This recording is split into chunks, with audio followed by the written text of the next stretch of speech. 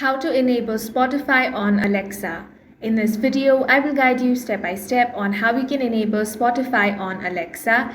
Now, the first thing you want to do is launch open the Alexa app, then tap More, then tap Settings. Now, under Alexa Preferences, select Music and Podcast. Now, you want to select Link New Service. Select Spotify and follow the on-screen instructions. Linked music services are listed under Manage Services. You still need to say on Spotify at the end of commands to play podcast. Remember that you need a premium Spotify account for this to work, and the supported devices are Amazon Echo, Amazon Echo Dot, Amazon Echo Spot, Amazon Echo Show, Amazon Tab, Amazon Fire TV Cube, Facebook Portals, Portal Plus, and all Sonos players. And that's all for this video. If you found it useful, make sure to hit the like button and subscribe for more videos like this.